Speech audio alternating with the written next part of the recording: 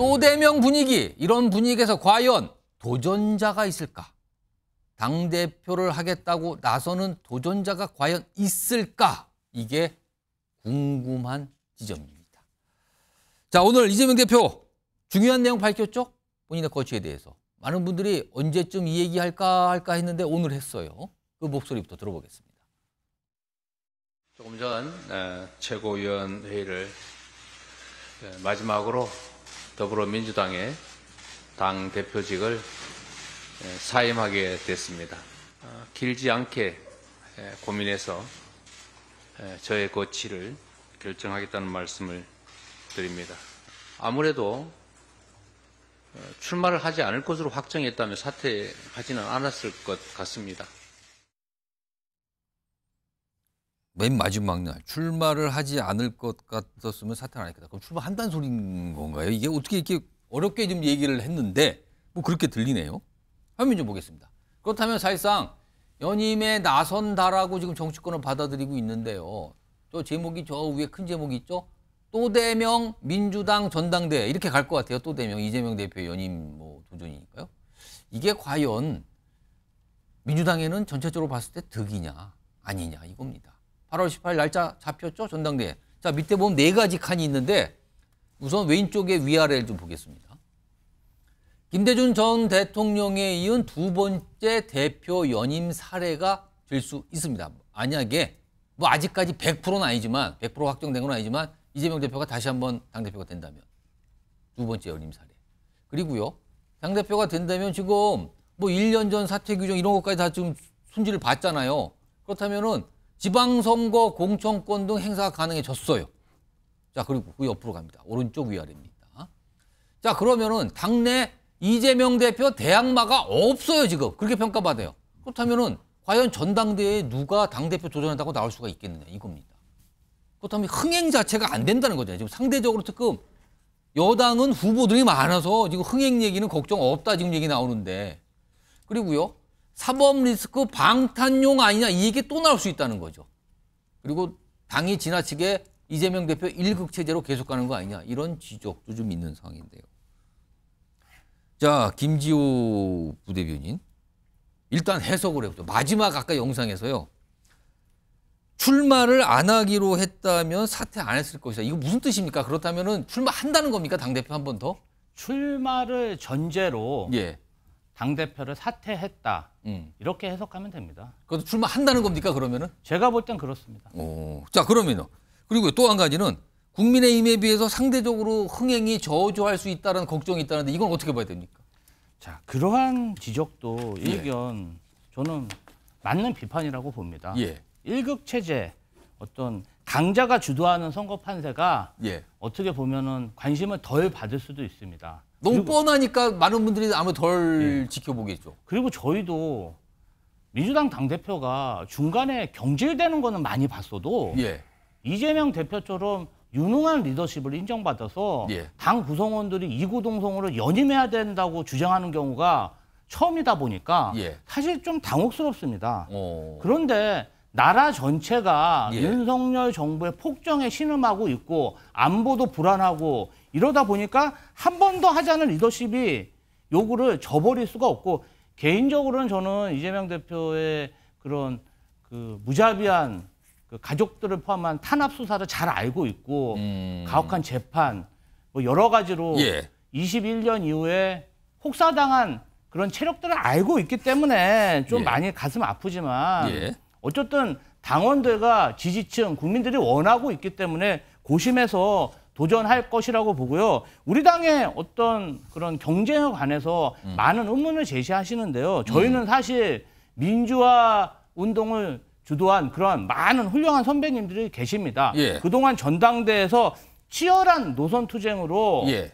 그 경쟁을 해왔고 예. 제가 볼 때는 이재명 대표와 좀 다른 생각을 가진 훌륭한 선배님들이 있기 때문에 저는 훌륭한 경쟁자가 나오지 않을까 그렇게 기대하고 있습니다. 그렇다면 이재명 대표 말고 당대표 도전한 다른 분이 있다 이 말씀입니까? 지금은 뭐 이인영 의원님도 도전하는 걸로 굉장히 나와요? 고심하고 있다. 아직 전준위가 꾸려지지도 않았고 전당대회를 어떻게 운영할지에 대한 룰이 안 나오다 보니까 도전자가 보이지 않는 것이지 조금 지나면 나오지 않을까 그렇게 생각하고 있습니다. 복수의 후보가 나와서 경쟁을 할 거다 이 말씀이신데 김춘호 교수님은 어떻게 전망하세요? 도전자가 있겠습니까? 이재명 대표 말고 다른? 뭐 사실상 뭐 추대가 되거나 누가 나오더라도 사실 들러리 신세를 못 면할 것 뻔하거든요. 들러리. 그렇습니다. 왜냐하면 지금 이재명 대표 같은 경우에는 그동안 지난 총선을 거치면서 민주당 이재명의 사당화가 된다는 얘기가 있었는데 지금은 사실은 약간 우상화 단계로 넘어갔거든요. 사당화가 아니라 우상화라고 우상화 하고 단계로 있다고요? 넘어갔습니다. 아 왜냐하면 최근에 있었던 그 뭐 아버지 발언 말씀하시는 그러니까 거예요? 왜냐하면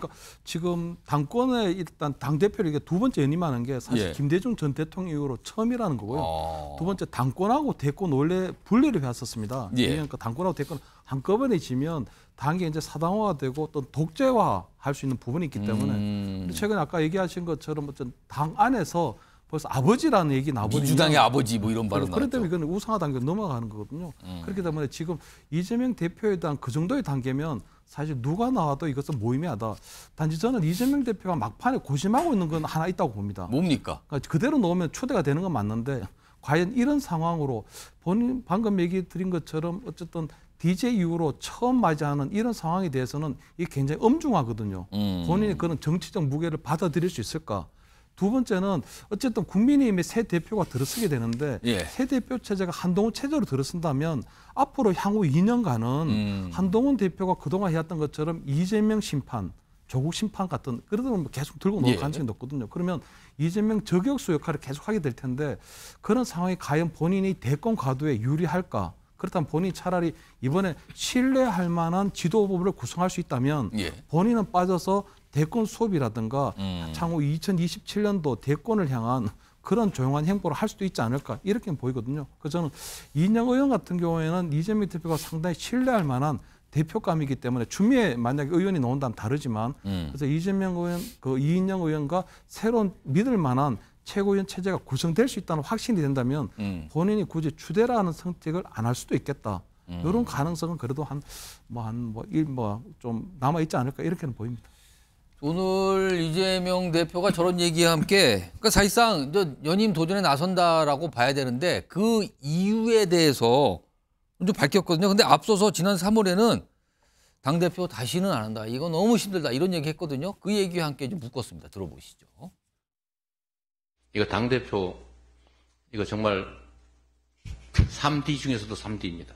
누가 억지로 시켜도 다시 하고 싶지 않습니다. 얼마 전까지만 해도 연임 얘기를 할 때는 저도 사실 웃어 넘겼는데 웃어 넘길 수 없는 상황으로 전개됐던 측면들이 있는 것 같습니다. 개인적 입지보다는 전체를 생각해서 결정해야 된다는 생각이 들었습니다. 정혁진 변호사 3월하고 보니까 완전히 대비가 되네요. 생각이 많이 바뀐 상황인데 정혁진 변호사 왜 생각이 바뀌었다고 보십니까? 글쎄요, 전 3월에 저런 말씀 하셨는지도 기억이 안 나는데 기억이 났다고 하더라도 믿지 않았을 거고요. 이재명 대표 유명한 말 있지 않습니까? 박근혜 전 대통령 보고 예. 존경한다고 했더니 진짜 존경한 줄 아느냐. 그다음에 시권을 한두 번 했습니까? 부체포 특권 가지고 여러 번 시권을 갖다가 했잖아요. 만약에 지금도 검찰이 구속영장 청구하면 또 부체포 특권 사교화하지 않겠습니까? 그러니까 그다음에 다른 걸 다 떠나가지고 이재명 대표는 다른 사람을 믿을 수 있는 그런 상황이 아니에요. 당대표직을 놓을 수 있을 만큼 예. 마음의 여유가 있는 상황이 아니에요. 지금 또 기소가 되지 않았습니까? 그다음에 또 수사받고 있지 않습니까? 이런 것들을 지금까지 2년 동안 가장 효율적으로 방어할 수 있었던 게 두 가지인데 하나는 국회의원 빼치고 또 하나는 제1당 당수 아니었겠습니까?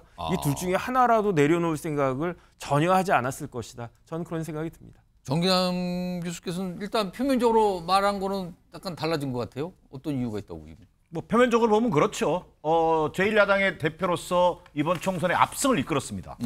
자, 그러면서 크게 이긴 당대표란 점에서는 예. 좀 대표 연임 출마 정당성 측면에서는 얼마든지 그럴 수 있습니다. 자, 그런 면에서 상황이 많이 바뀐 건 사실이죠. 두 번째, 지금의 민주당의 시대 정신이 결국은 오로지 이재명입니다. 그런 상황이 돼버렸어요. 그것이 분명한 상황에서 어차피 대표는 이재명이라는 여론이 강력하게 형성돼 있는 것이 사실이기 때문에 예. 전혀 이상할 것은 저는 없다고 보여집니다.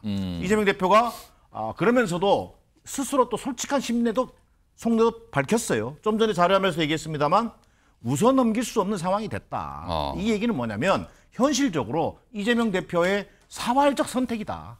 사법 리스크에 대응하기 위한 저는 사활적 선택으로 보여집니다. 예. 불가피한 선택으로 보는 겁니다. 실제로 자 여러분 기억하시겠습니다만 지난 체포동의안 가결 이후에 자, 영장실질심사를 했던 사람이 유창훈 판사입니다. 예. 유창훈 판사가 구속영장을 기각하면서 쭉 읽어나갑니다. 근데 그 대목 중에 무슨 내용이 있는지 아십니까? 당의 대표이기 때문에라는 표현이 있습니다. 당의 대표에 대한 예우라는 게 있습니다. 결국은 그렇기 때문에 이재명 대표는 당대표를 해야 합니다.